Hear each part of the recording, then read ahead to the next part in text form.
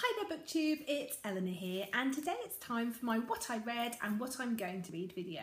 So it's going to be a little bit different today because we are right at the end of the month. So I'm just going to do a what I read because you should know from my May TBR what I might be reading next week. First of all though, it's time for my Booktuber shout out, and this week I want to shout out Hope Ortego. I love her channel. She's such a sweet, lovely lady or woman, young woman, and she has a really great channel. She reads predominantly YA and new adult, but she reads classics and adult literature and a bit of everything. And I can't believe that more people aren't subscribed to her, and they should be. So I wanted to give her a shout out. I'll link all of her details below, so go check her out, show her some love, subscribe, and yeah, enjoy. She's brilliant and just really great roundups. She does some really different videos. She's very interesting, and yeah, I just really enjoy watching her, so I think you would too. And now on for the books that I read this week. The first book I read this week was Lock-In by John Scalzi, and this was a buddy read with Michelle from Novel Enthusiast, and it was a brilliant buddy read. Firstly, it was a brilliant book, and also Michelle was just brilliant to buddy read with. We decided to do it via Goodreads, and we would just email each other at the end of every day sort of what chapters we were up to, so that the other person didn't have to read the content until they caught up if they didn't want to spoil themselves. And we post questions of what we thought might happen, and we just had a really good conversation, and I just loved it. It was really brilliant. She's a great buddy reader, and we were both really lucky as well because I know she enjoyed it as much as me, and this was a brilliant book. I went in with a little bit of trepidation because it's sort of science fiction, and me and science fiction so far haven't had a great start, but I was so surprised at how fast-paced and how brilliant this book was. So basically it's sort of a crime FBI story but set in a sci-fi world. We follow a new FBI agent who is also a Hayden, and what that is he's locked in. So let's go back a bit. A virus has spread, and this virus is sort of a meningitis type virus, and it has resulted in some of the population becoming locked in. And what that means is that their bodies are basically vegetables and need to be sort of maintained so that their bodies don't, go to pot, bed sores and stuff like that. But their minds are fully intact, and their consciousness inside, everything is fine. They can think, they can feel, everything. So in terms of being locked in at the beginning, it was very difficult when the virus spread, but they produced these sort of robots, a bit sort of like C3PO.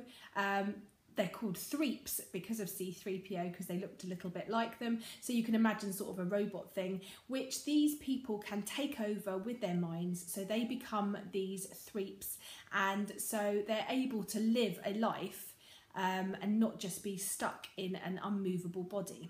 So one of these Threeps has just started his first day on the job, and he's quite high profile because his dad's like quite a big thing within the sort of lock-in scientist fundraising community, and he's going to try and be senator, and it just basically follows a mystery. We follow the mystery to its conclusion, so it is a standalone book, and it was just brilliant.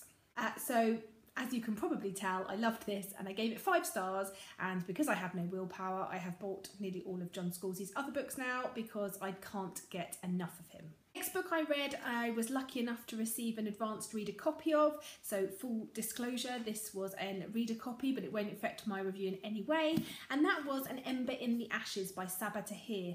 I was very excited to read this book. I'd heard great things, and I couldn't wait to get stuck in.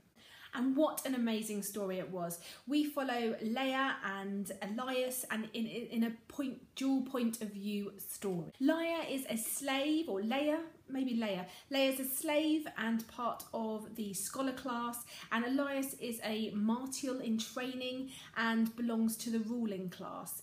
His race have conquered the scholars and keep them as slaves.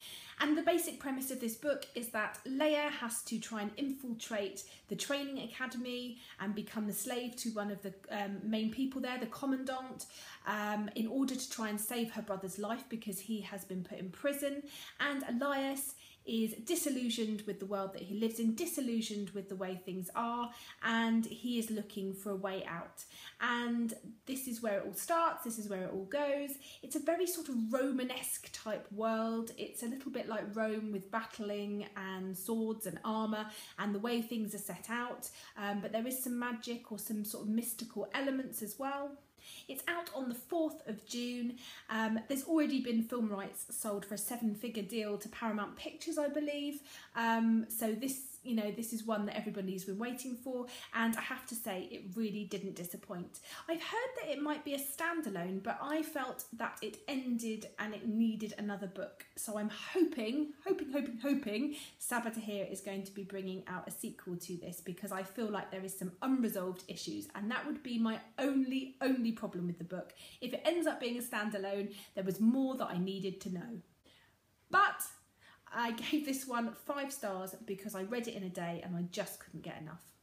Next up is a book I read on my Kindle, so I can't show it to you, I'm afraid, because I'm recording this on my iPad, but it was a ARC from NetGalley, so an e-copy, and it's called How I Lost You by Jenny Blackhurst. I picked this sort of on a whim, really. I read the back and I was interested in the idea of it. It's an adult fiction, I think it is definitely an adult fiction, and it's a mystery. Basically, Susan Webster has just been released from a hospital prison facility after a number of years, where she went after she was accused and convicted of killing her 3-month-old baby. She's out, she is trying to rebuild her life, when one day in the post comes a photo of an older child that looks like her son with his name written on the back. And this opens a well of emotions and thought processes in her, because she doesn't remember the moment that she was meant to have killed her son. She doesn't remember doing it. She doesn't remember anything of that time. And she's been told it's because she was suffering from a sort of psychosis to do with postnatal depression. But now she's starting to wonder what's going on. And so she starts to delve and look into it. And I don't want to tell you any more because there's so many twists and turns, I don't want to ruin it. However, it's told in sort of dual perspective, but it's told in the point of view of Susan, but also from the point of view of Jack, in a flashback to the 1980s, where a group of boys, a group of young men are starting to go off to university, and it's about them, and it all interweaves and links towards the end. And it was just such a good, fast-paced read, and it really made me feel quite tense at times. And there's a lot of violence. Don't read it if you have problems with scenes of rape or murder. It's a very, very good book, fast-paced, action-packed. I really enjoyed it, and I gave this one 4 stars. This is Jenny Blackhurst's debut novel, and I get the feeling I'm going to be picking up more from her in the future. The next book I read is also from NetGalley. I'm trying to get through some of these at the moment. I'm not actually requesting anymore because I need to get through these, and I want to start getting the ones off my TBR shelf. So the next one was called Moonlands by Stephen Saville. And this one I've been putting off.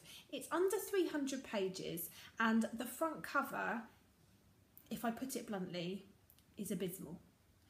It really did put me off. It looked totally not like a book I wanted to read. It didn't look like it was going to be any good. It had a cartoony front cover, and I just couldn't bring myself to read it. But as I say, I'm trying to get through my NetGalleys, so I thought I'm going to give it a go, and I'm so glad I did. It's a YA fantasy book about the Fae. It had a kind of feel to me a little bit like Rivers of London by Ben Aronovich, his series. Obviously it's a YA, so it's different, but I don't know, it just had that feel to me. Anyway, it's about 2 worlds. You've got Sunnyside, which is normal everyday life world, and then you've got Moonlands, which is where the magical Fae live.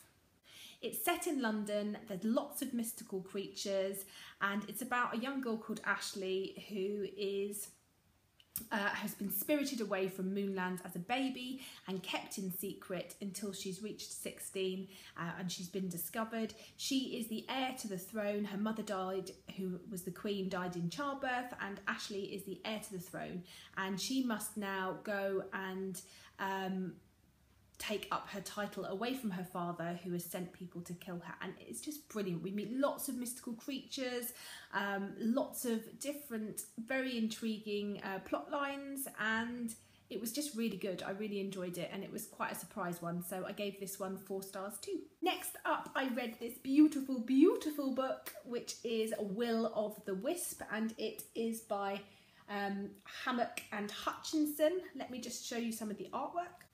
The artwork in this story had a feel of sort of lock and key to me. It was really good. I really enjoyed it.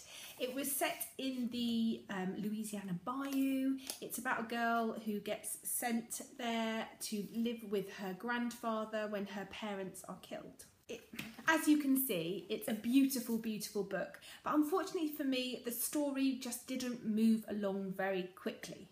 I loved all the bits about it, about you know, the Louisiana traditions and voodoo and that type of thing, but it was just a very typical vengeful ghost story, and that fell a little bit flat for me, unfortunately. So I just gave this one 3 stars. Finally, a book that I've been reading when I go to bed over the last couple of days, and I finally finished that, and that is Carrie Fletcher's All I Know Now. This is a non-fiction book, and it is full of anecdotes and pictures and tips for younger readers on just life in general. You know, how to deal with bullying, how to deal with expectations on yourself, social media, just sort of general everyday life things.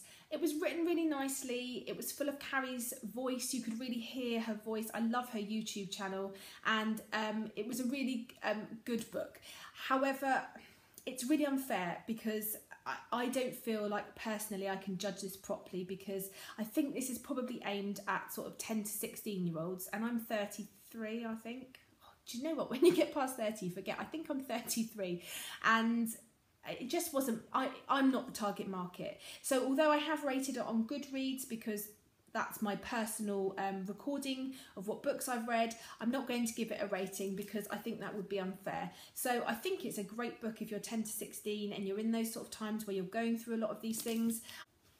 There's things like, you know, about bullying, about how to apologise, your dreams, falling in love, and she puts a lot of humour in it. She talks about her own experience. She's very honest and open and candid about things that have happened to her, and I just think this will be a really great read, as I say, for someone in that age group. But I think I'm a little bit old for it, so I don't want to rate it because I didn't rate it particularly low, but yeah, I think it would be unfair to. But I definitely recommend this if it sounds like it's up your street. Okay, and I'm filming this a little bit early because I want to get my wrap-ups for the month. So I'm actually filming this on Wednesday, sort of late in the day, and I'm currently reading Fortune's Pawn by Rachel Back, which is my Booktuber recommend of the month. I'm not too far in yet, but I may have finished this by Friday. Well, I hope I have, because I'm hoping to get it finished for the month. But so far I am really enjoying this, so I'll tell you more about that next week. And then also my last book for my TBR is The Rosie Project by Graham Simpson, so I will be trying to get that read by Friday, Saturday too, and then I will have probably completed my TBR, I think, for the month, but you'll have to wait until my April wrap up to find out that, and you haven't got long to wait because I'll be putting it up tomorrow. Okay, let me know if you've read any of these, what your thoughts were, and what you're reading at the moment. As always, let's talk in the comments, and I look forward to speaking to you soon. And don't forget to check out Hope Ortega's channel, linked below, because I really think that you'll enjoy her. Okay, bye for now, Booktube.